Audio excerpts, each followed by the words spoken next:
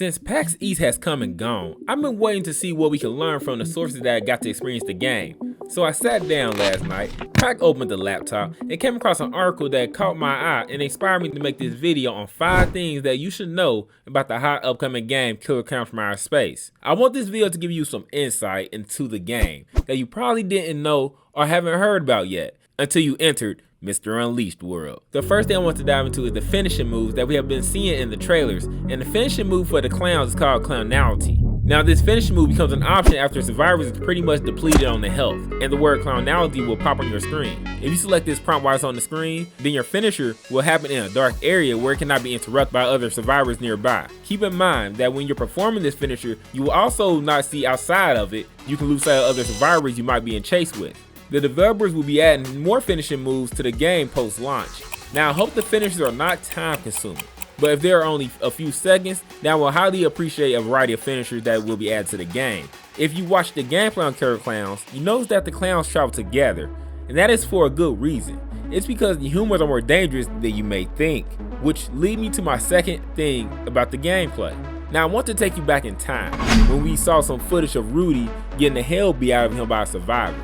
Well, come to find out, that really can happen. With a melee weapon, a human player can put up a fight with the Klowns if they are not careful. I also seen that there's a weapon humans can use to disorient the Klowns to help the human escape the clown sight and hide. So if you're traveling alone, which will happen if people are not on the same page, if that's the case, the survivors have a good chance in combat one-on-one, especially against experienced clown mains, and could really make trolling a big thing in this game.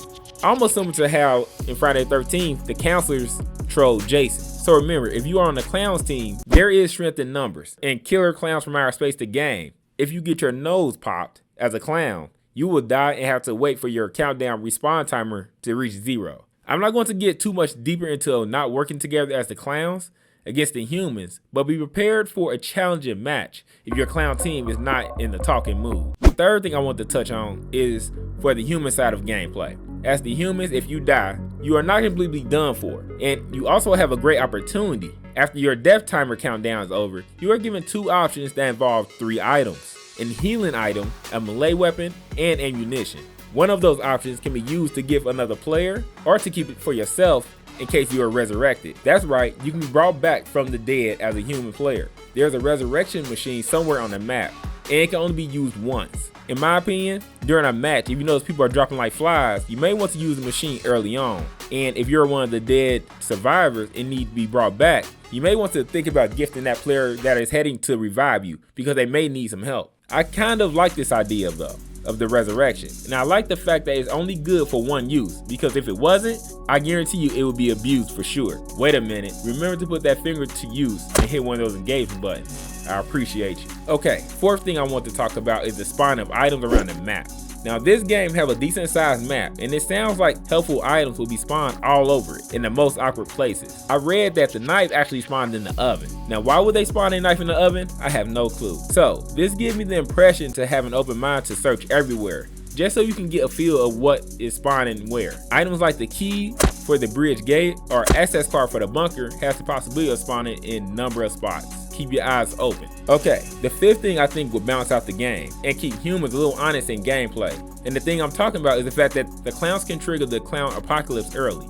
So as a clown, you have a couple of strategies. Either you make capturing survivors your top priority, or you can focus on loading up the generator to trigger the clown apocalypse and win the game. I believe a lot of clown teams are going to try to trigger the apocalypse early, but that depends on the difficulty level of that task. Remember, if you pre-order the game, you get early access to the game no matter which edition you buy.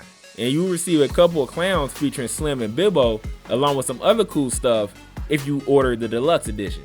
Remember to subscribe to keep up with Klowns from Outer Space the game, and welcome to Mr. Unleashed world.